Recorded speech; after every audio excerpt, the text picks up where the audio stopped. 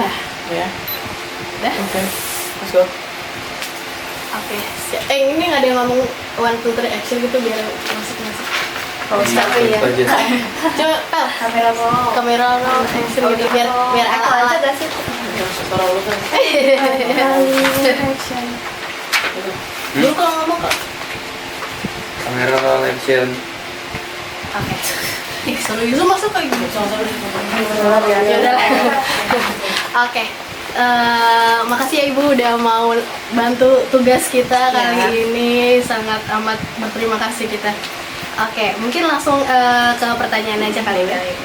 Nah, Ibu ini boleh ceritain dulu tentang diri Ibu gitu. Ya, awalnya tuh perkenalan dulu, terus mungkin ceritain awalnya tertarik di bidang seni, terutama membatik. Terus kayak mungkin Ibu tuh bisa suka ini karena keturunan kah, atau emang Ibu mengeksplor sendiri terus tiba-tiba Ibu suka gitu ternyata membatik, atau emang kayak ada yang kadang dari orang tuanya kan Ibu ya menurun gitu. Terus gimana proses Ibu kayak tiba-tiba suka nih membatik nih, jatuh cinta sama membatik hingga akhirnya terus tiba-tiba nyoba ke kayu gitu Bu. Mungkin boleh Ibu ceritain dari sekarang. Halo, selamat siang. Nama saya Dewi dari Batik Kayu. Kebetulan saya pemiliknya dari Batik Kayu Dewi. Awal kita membuka usaha ini karena memang pertama background ibu ini dari seni rupa dari Institut Seni Indonesia dari ISI Jogja. Kebetulan tahun 99 kita membuka usaha ini, produksi ini batik kayu. Jadi awal-awalnya memang waktu itu kita sama teman-teman itu merasa apa yang kita cari lagi nih selain melukis, selain aktivitas di kampus. Kebetulan waktu itu setelah kita TA selesai, kita hanya tinggal nunggu wisuda aja.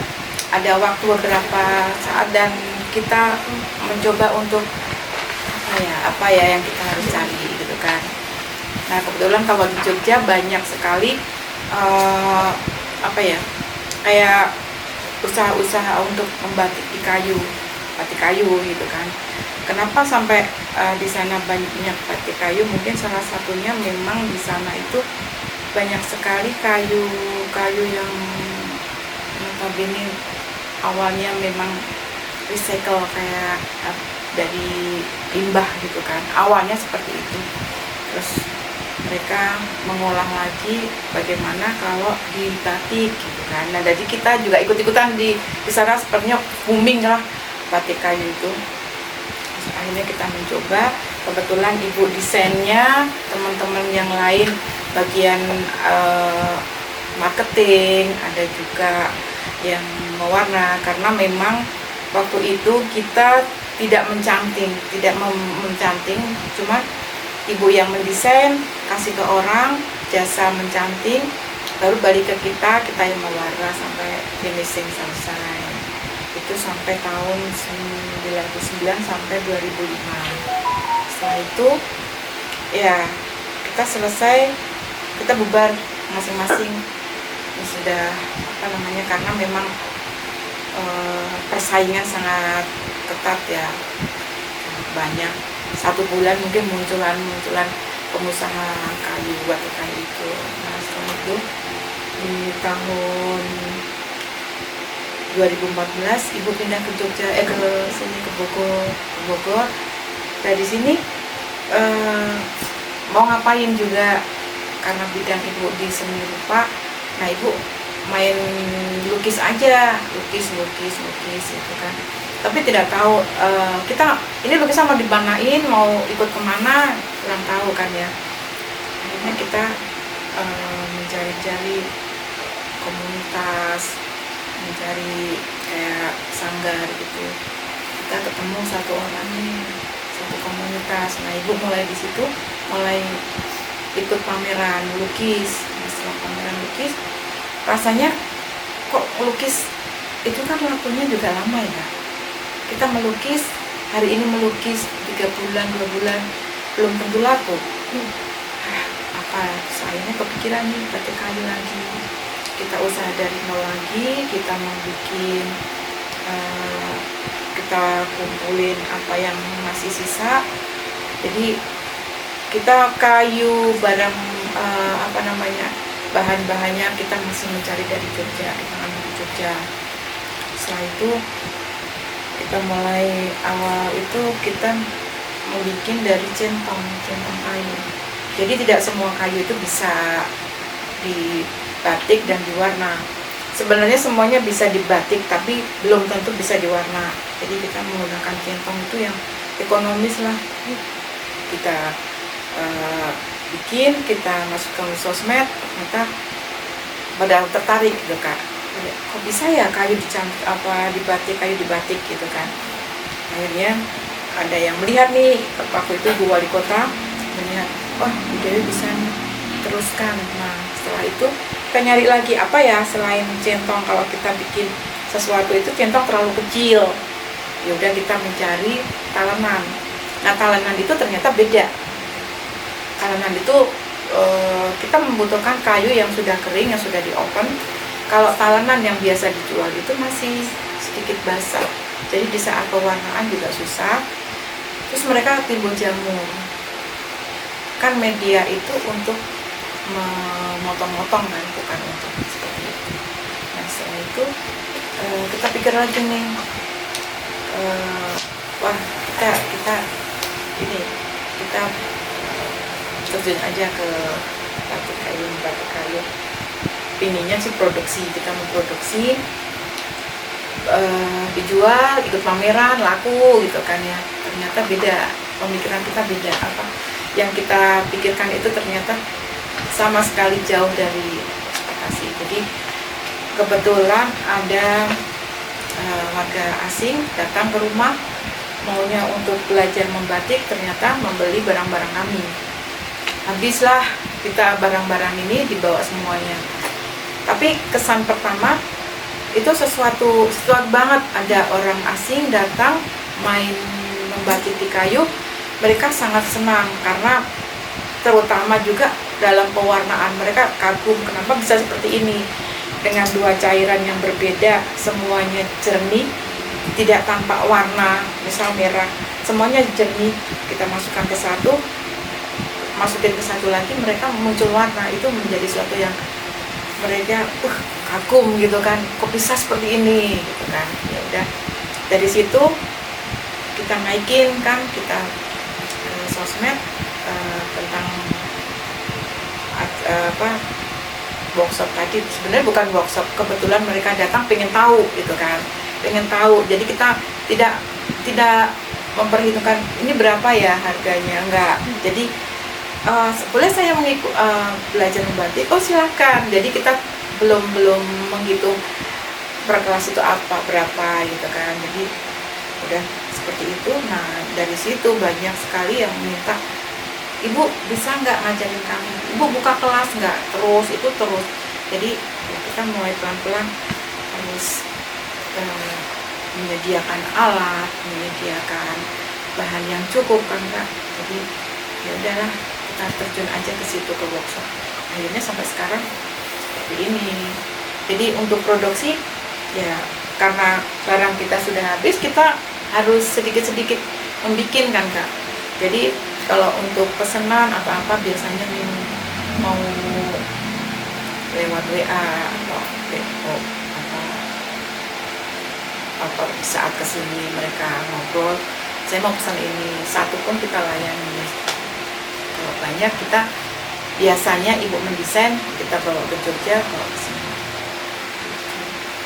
Berarti awalnya banget ini karena di kuliah ya, betul-betul kuliah. Sebenarnya ya? di kuliah itu kita mata kuliah membatik itu cuma 1 semester.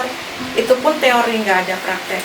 Nah ibu hanya pingin, oke lah membatik gitu kan, tapi nggak bisa membatik. Jadi ibu hanya mendesain di putihan, namanya putihan ya, kayu itu ya.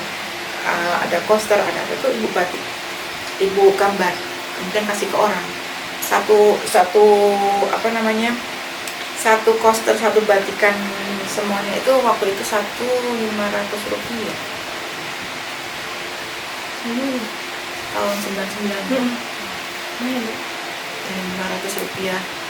Terus lama-lama kan ibu nggak mungkin mengandalkan mereka.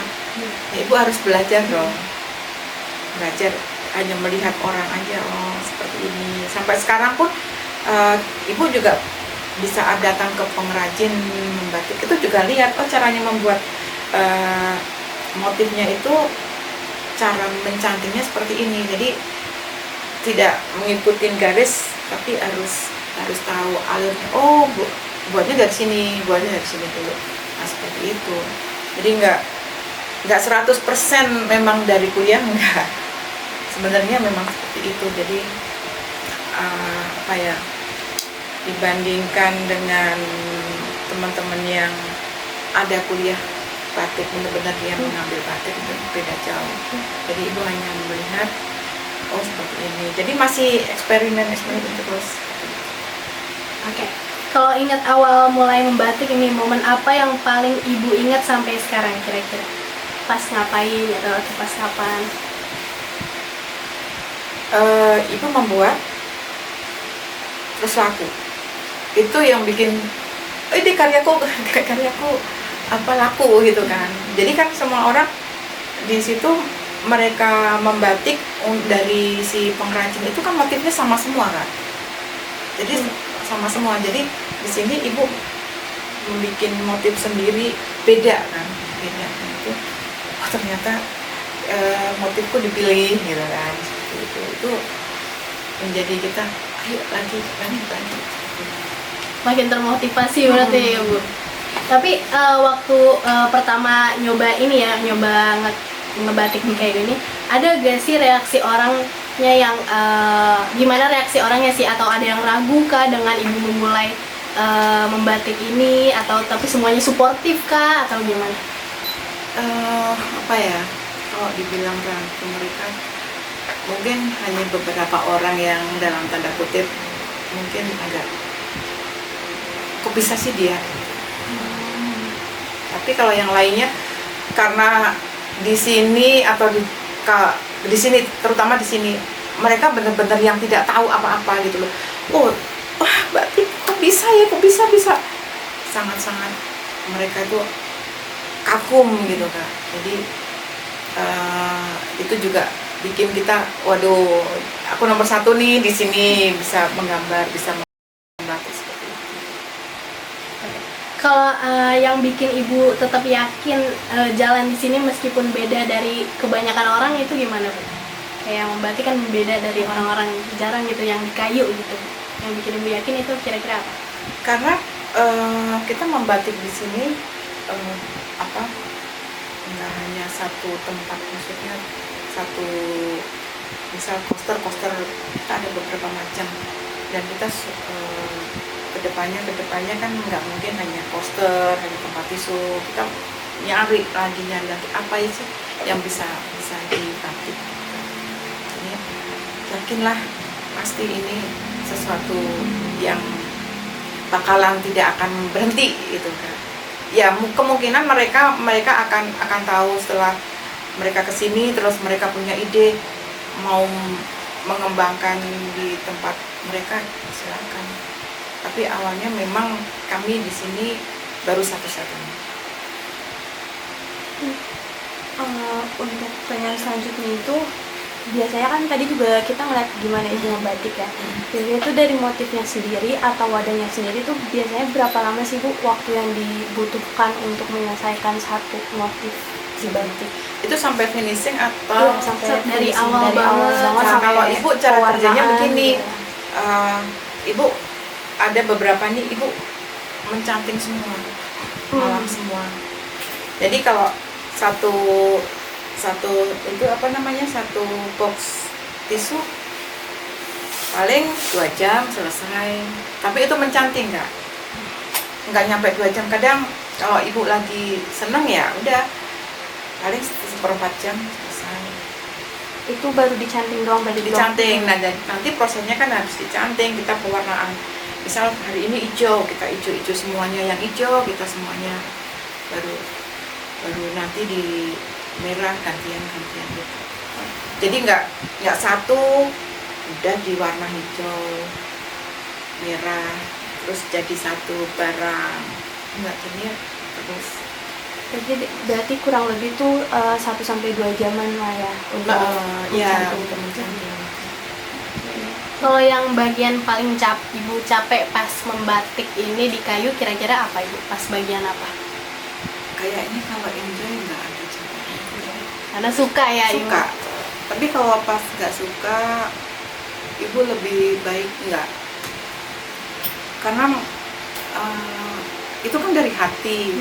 Jadi kalau ini kayak tadi pagi sudah bangun pagi, sholat, langsung mengerjakan gitu kan, keburu-buru si anak mau sekolah, ini nih netes udah tinggal aja, ntar nunggu anaknya sudah berangkat sepi baru kita kerjain lagi gitu.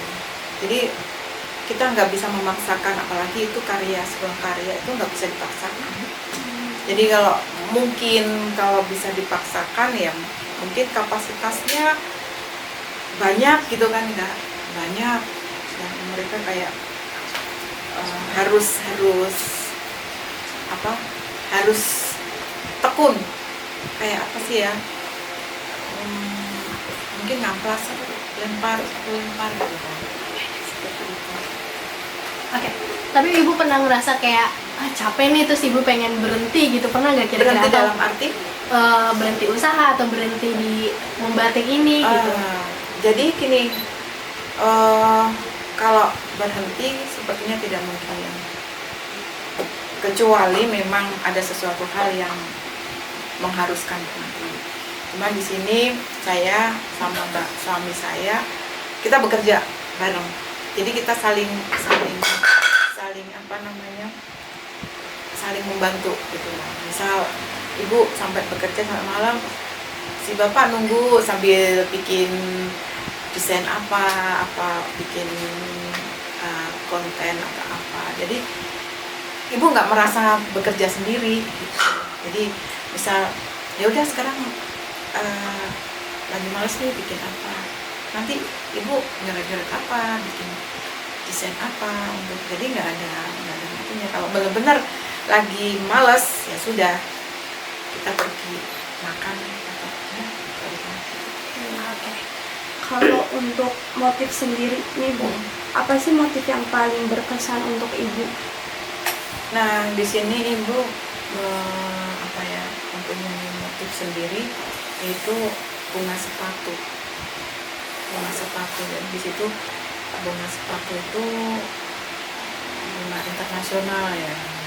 Jadi kenapa ibu memilih bunga sepatu? Karena ibu tinggal di Bogor, di wilayah Kebun Raya. Dari salah satunya ibu ambil untuk motif. Kalau yang lain kan mereka mengambil tentang lingkungan di sekitar, misal ada angkot, ada kujang, ada uncal, ada macam-macam lah ya. Tapi ibu mengambil salah satu yang ada di Kebun Raya. Jadi yang simple, yang sepertinya orang lain juga beda gitu. Ini batik, bukan batik Bogor sih sebenarnya. Ini ada motif tapi motifnya sangat simple. Jadi rencananya sih bunga sepatu ini nanti dimotif sama motif tradisional. Jadi motif ini nggak mati gitu.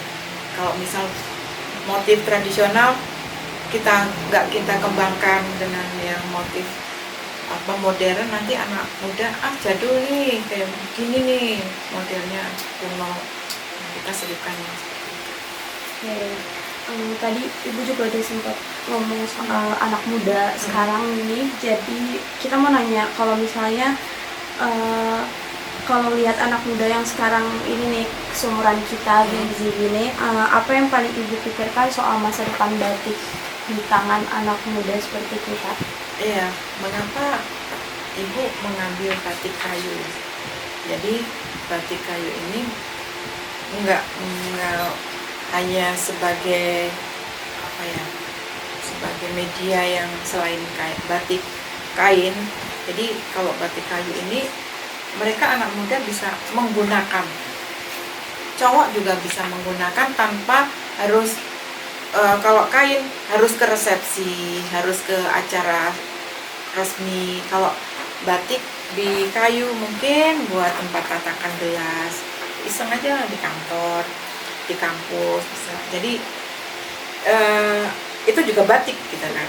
Jadi anak muda bisa ikut melestarikannya itu. Nggak harus memakai batik seperti itu. Baju. Berarti ibu berharap kalau misalnya melalui batik kayu ini, batik itu nggak hanya dilihat di kain, tapi bisa juga digunakan dimanapun dan lebih bisa ke semua kalangan. Iya, maksudnya begitu. Kan ada gantungan kunci juga, kan bisa buat anak-anak di bawah, kakak-kakak SD kecil-kecil. Selanjutnya itu, menurut ibu, apa hal yang paling sulit dalam mempertahankan usaha ini sekaligus budaya batik di era sekarang ini? Ya kalau anak muda nggak mau meneruskan, anak muda nggak mau mengerti gitu kan. Jadi kita mencoba dengan hal-hal yang kecil untuk memperkenalkan batik, cara membatik. Jadi cara membatik kalau kita nggak kenalkan, mereka juga nggak akan tahu. Mungkin mereka pakai baju ini loh, aku pakai baju batik. Karena bukan baju batik, itu hanya motif batik yang di print. Sebenarnya membatik itu kan mencanting, terus pewarnaan, terus ada pelorotan, itu proses membatik. Tapi kalau kakak misal sekarang, oh kaosnya batik, enggak batik, itu motif batik. Gitu. Jadi antara batik sama motif batik itu sebenarnya beda. Cuma banyak kan, ya itu tadi. Aku pakai baju batik. Berarti yang paling sulit itu stigmanya ya, orang-orang mikirnya mungkin baju batik berarti dia di batik. Ya, gitu. di batik, ya. Padahal itu kan di print. Kita ngambil aja dari komputer dari langsung masuk ke cetakan. Udah. Mereka nggak melalui proses membatik. Itu. Jadi meskipun medianya kecil, mereka bisa mencanting sampai hasilnya ketahuan sampai selesai, itu membatik. Nah, hal sekecil seperti itu bisa mengedukasi mereka bahwa membatik itu seperti ini. Kalau suatu hari nggak ada yang meneruskan membatik nih Bu, apa yang Ibu paling khawatirkan hilang gitu Bu, dari membatik? Ini pasti nangis ya. Benar. Karena kalau batik nggak diteruskan, nggak dirawat, pasti hilang, sudah hilang. Karena makanya sekarang ini banyak sekali di mana-mana batik terus makin batik, apapun asal itu membatik harus diperjuangkan. Karena sayang kalau misal mungkin 20 tahun ke depan batik sudah nggak ada, susah kan. Makanya dipermudah, ada kompor listrik, ada canting listrik, semuanya sampai sekarang. Misal tidak ada tidak ada pewarna yang kimia, bisa menggunakan warna-warna yang natural dari alam. Semoga batik ini nggak punah gitu. Jadi jangan sampailah, itu sayang sekali. Nenek moyang kita mencari nama-nama batik itu sampai mereka membentuk cantingnya seperti itu, membuat malamnya seperti itu, cara pewarnaannya seperti itu. Jadi kalau ini hilang sia-sia. Ya karena banyak banget kan anak muda yang belum, ada yang lupa, ada yang udah meninggalkan. Terus banyak banget apa sih yang kalau di internet yang kayak batik Korea, batik ini yang kayak digabung-gabungin gitu loh Bu. Nah, sebenarnya boleh, apapun boleh, tapi asal yang cara kita membatiknya itu jangan sampai hilang. Bisa kok sekarang kakak bikin ngeprint, udah fotokopi, kasih ke percetakan jadi baju. Tapi nggak prosesnya itu harus kita lestarikan. Sayang, mau bentuknya Korea, mau gambarnya Pokemon atau apa, kalau prosesnya membatik dari mencanting, pewarnaan, sampai porotan itu membatik. Tapi banyak yang sama. Jadi aku besok pakai baju batik ya. Iya, memang memakai motifnya batik. Tapi kan macam-macam, ada yang motifnya karena print, ada yang asli. Nah kalau yang kayu ini harus asli, nggak mungkin bisa dicetak. Mungkin suatu saat ada juga, mungkin ada yang menciptakan kayak cat yang dimasukin langsung kena sampai ke sela-selanya, itu kan ada. Tapi kalau batik kayu ini benar-benar harus dicanting. Yang tadi Ibu bilang kalau misalnya yang maksud membudayakan itu proses membatiknya gitu. Iya. Jadi apa yang pertama kali Ibu rasakan saat orang lain tuh ingin belajar batik di sini gitu? Sangat senang banget. Apalagi mereka benar-benar antusias. Pertamanya memang membatik susah ya, begini susah. Terus mereka datang mencoba, tekun, berhasil, sampai mereka berpikir oh ya ternyata membatik itu susah, dan mereka berhasil membatik itu sangat sekali, dan mereka sangat menghargai. Artinya misal suatu saat dia harus membeli barang yang mahal, batik contohnya, batik kan dia sudah tahu prosesnya, oh ya prosesnya aja seperti itu, ini mahal. Tapi bukan berarti terus mahal dengan harga yang melangit gitu kan. Paling tidak tahu prosesnya seperti ini, mereka menjualnya mahal ya wajar aja. Saya aja nulis begini gak bisa, tremor. Nah, gitu. Di sini kan Ibu nggak cuma buka workshop ya, tapi juga menjual barang jadi. Dari dua barang itu, mana yang lebih membuat Ibu bahagia? Ketika karyanya terjual kah? Atau ketika tadi ada yang datang untuk belajar membatik, Ibu lebih ngerasa bahagia saat seperti apa? Dua-duanya. Jadi dua-duanya saling bersinambung, saling berhubungan. Karya karena Ibu menggambar sendiri, mereka suka dengan karya Ibu, mereka datang mau belajar minta diajarin, Ibu juga sangat-sangat menghargai mereka, sangat senang lah. Jadi mereka punya inisiatif untuk aku juga ingin membatik, aku ingin tahu membatik seperti apa. Jadi Ibu memberikannya juga dengan senang hati gitu. Berarti keduanya itu benar-benar merangkap gitu ya. Tapi ada di masa lagi sepi-sepinya nggak Bu kira-kira? Pasti ada. Sepi dalam arti sepi sampai nggak ada juga ada. Cuman alhamdulillah 2, 3 kayak begini hari-hari biasa datang. Ya kita layani satu pun, kita layani. Karena mereka memang penasaran juga, pengen tahu batik itu seperti apa sih, seperti mereka itu apa sih yang kita terangkan. Cara membatik itu seperti ini, malam dari apa, jadi lebih ke edukasinya. Oke, ini kan Ibu berjuang untuk membuka usaha di batik ya. Kalau bukan soal usaha dan pekerjaan, menurut Ibu batik untuk diri Ibu tuh apa sih?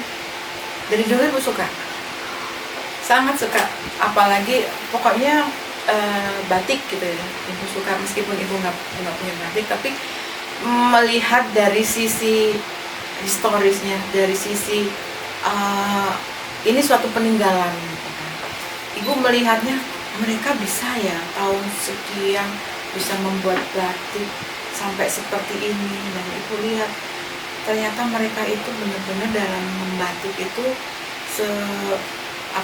kayak bukan suatu pekerjaan, tapi suatu kayak kewajiban. Dan mereka tuh menganggapnya membatik itu seperti melantunkan doa setiap hari.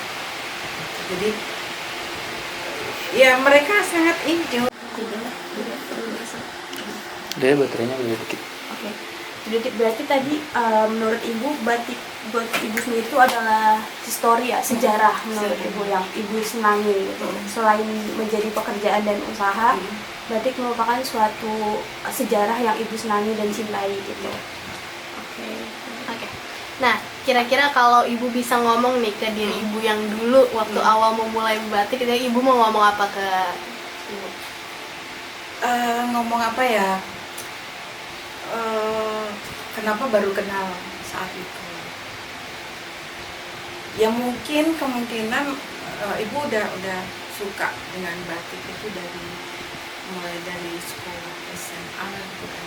Cuman di situ karena kita belum pernah praktek, kita belum pernah tahu apa itu batik, seperti apa, caranya bagaimana, hanya bisa mengagumi. Baru di saat kuliah lihat ada batik seperti ini nih, semakin oh iya bisa, pasti aku bisa. Tapi memang itu membutuhkan proses yang lama, apalagi membatik itu harus ada pewarnaan, makanya sampai sekarang ibu suka batik hanya menyukai, maaf ya, harus, padahal itu kalau memang kita suka dengan batik kita harus tahu caranya, terjunnya, pewarnaan yang sekarang kita pewarnaan ini ibu masih hanya warna merah ini nih, belum eksperimen yang benar-benar total itu, karena kalau eksperimen total itu kita bisa berhari-hari untuk mencari warna. Jadi ibu udah lebih mengamati lah, tapi suatu saat nanti pasti akan sampai ke sana juga untuk mengolah warna yang kita inginkan. Ingin seperti ini, mungkin juga ibu ini pengen pewarna itu bukan dari sintetis tapi dari alam. Mungkin lebih nyatu ya, karena kayu sama alas, jadi kita tidak menggunakan, cuman di sini tetap menggunakan satinnya untuk memasukkan warna itu biar lebih tajam. Oke. Harapan Ibu buat batik Ayu Dewi sendiri nih ke masa depannya dalam budaya membatik ini, apa kira-kira harapan Ibu?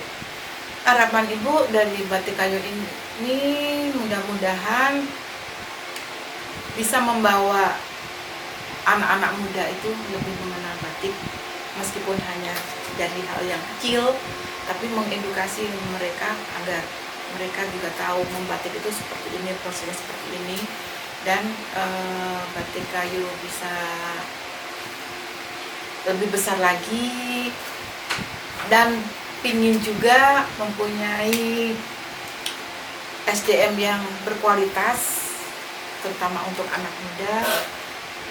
Banyak sih yang mereka menganggur ya, bukan menganggur sih sebenarnya, karena mereka tidak tahu membatik itu seperti apa. Jadi inginnya merekrut semua, kita ajarin supaya mereka juga tahu bahwa membatik itu bukan hal yang sulit, tapi menyenangkan.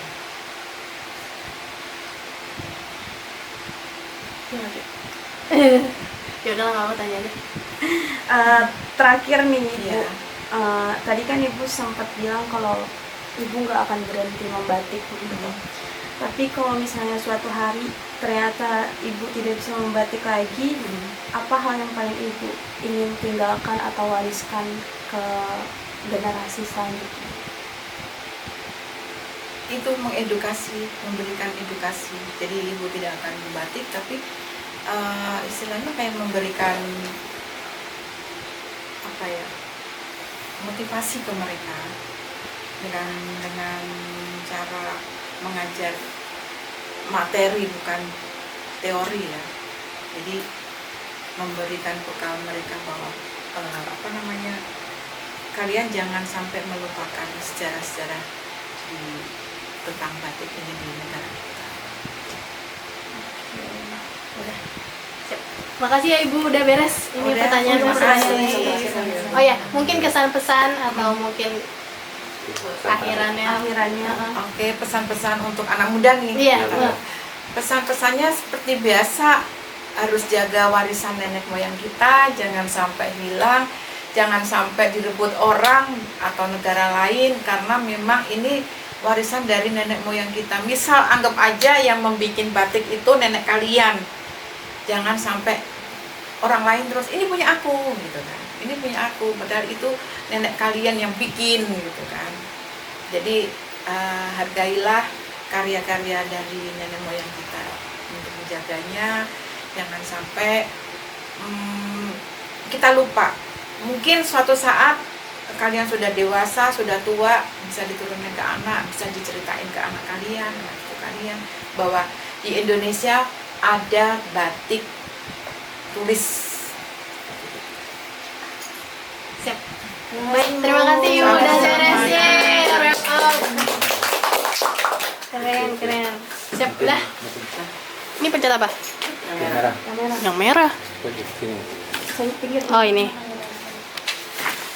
Roll and action. Halo. Pagi ya, masih pagi ya. Boleh perkenalkan diri siapa? Nama aku Jennifer Sacho, biasa dipanggil Sachi. Dari kelas berapa? Dari kelas 10. Tadi boleh diceritain nih, tadi habis ngapain aja, terus gimana kamu perasaannya setelah mencoba ini? Jadi tadi aku udah dari baca tentang mereka menjelaskan batik itu apa, dan tadi aku juga ya coba membatik di kayu. Gimana perasaan kamu setelah mencoba? Seru sih, walaupun awalnya agak-agak tremor dikit, tapi makin lama makin terbiasa.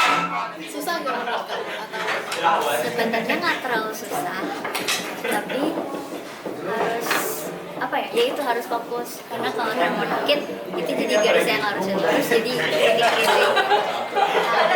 tapi kamu tahu nggak bahwa batik ini bisa di kayu atau cuma di kayu doang Sebelumnya yang aku tahu itu cuma batik di kain, karena biasanya memang dari film itu kan batik kain, batik kain. Tapi setelah workshop ini aku jadi bisa ditambah wawasannya dengan ternyata oh batik itu juga. batik di kain. Sebelumnya pernah batik di kain. Di mana itu kira-kira? Di dalam ruang Udah lama banget. Oke, tapi kalau kamu coba sekarang itu ada perbedaannya nggak kalau di batik di kain sama di kain? ada perbedaan. Kalau di kain itu dulu apa ya, nyobanya kalau di kain dia lebih nyerap, jadi lebih cepet kesebar gitu warnanya. Jadi kalau saat dikit langsung kesebar gitu, harus lebih fokus kayak kain. Kalau yang kain itu karena dia ini juga karena Dari yang tadi tentang perbedaannya. Enggak beda. Lanjut. Boleh nanti tadi ceritain tentang perbedaan di kain sama kayu, kamu gimana rasanya? jadi perbedaannya itu kalau di kain dia harus lebih hati-hati aja sih, karena dia kalau sedikit salah dikit itu langsung Selesai jangan dia buru-buru ya. lebar kemana-mana. Sabar, pelan-pelan. Sedangkan kalau di kain juga harus fokus, tapi Dan dia sudah lebih selesai, mudah boleh untuk nanti ke depan. dikerjakan karena Nanti dia kita ada bisa satu dipegang. proses Sedangkan pewarnaan, kalau di setelah kain, pewarnaan dia ada satu susah, proses karena namanya kainnya pelorotan. Jadi pelorotan itu akan menghilangkan malam yang tadi kalian buat. Batik berubah nggak kira-kira? Iya, karena ternyata batik itu nggak cuma di kain, tapi batik juga bisa di kayu. Sama kayak yang tadi slogan itu, batik bukan sekedar kain, melainkan mahakarya budaya dan seni. Kalau suatu saat seni kayak gitu, ini kan kita kan kadang nggak tahu ya, kan kita Gen Z kadang udah nggak tahu cara berbatik gitu. Kamu apa yang bakal Itu bakal saya bahas sih, karena kan batik itu salah satu budaya yang paling dikenal di Indonesia. Jadi kalau saya itu bilang ya sangat disayangkan aja. kalau kamu mau gambarin satu kata dari kegiatan ini apa nih? Kenapa seru? Karena seru, aku bisa belajar ternyata batik bisa di kayu, dan aku juga bisa coba batik di kayu. Makasih. Boleh, tadi namanya tuh yang ada di ini nggak ya? Bukan ya? Apa beda ya? Beda orang ya? Oh, beda orang. Boleh tulis nama kamu nggak? Udah ya? Wadidah.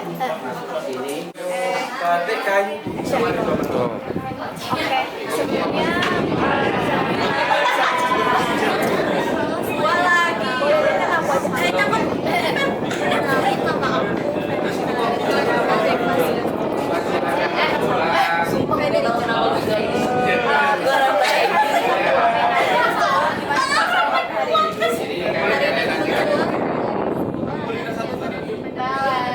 Siapa yang punya klien yang mau kasih ke saya?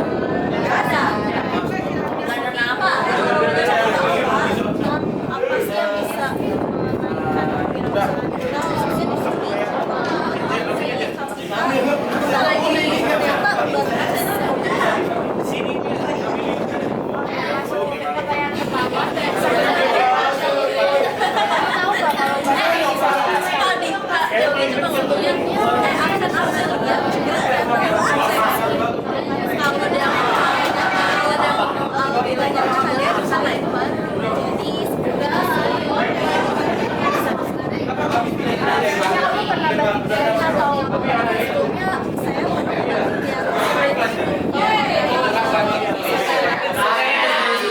kamu bedanya apa dari kayu sama di kayu? Mungkin dari materialnya, dari kain itu materialnya jadi lebih susah di atas kain. Depannya ada salah satu fail. Selain hari ini cara pandang kamu tentang batik berubah nggak? Berubah sih, kayak masih meremehkan batik kayak atau trendy fashional dan jatuh di Indonesia ada pakaian batik yang dimana bagus banget ya, indah juga nggak kalah sama yang Kalau suatu saat matinya di mana?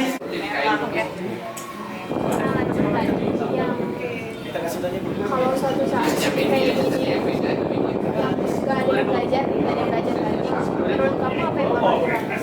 sayang banget sih karena batik itu pasti punya nilai estetik yang tinggi juga pasti dalam seni batik nggak cuma kayak sebuah karya tapi ada nilai di dalamnya yang artinya dalam banget jadi kalau misalnya Masih ada?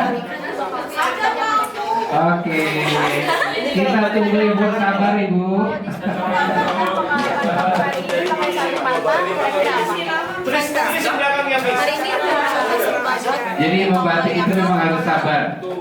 Bayarnya ke sini, Pak.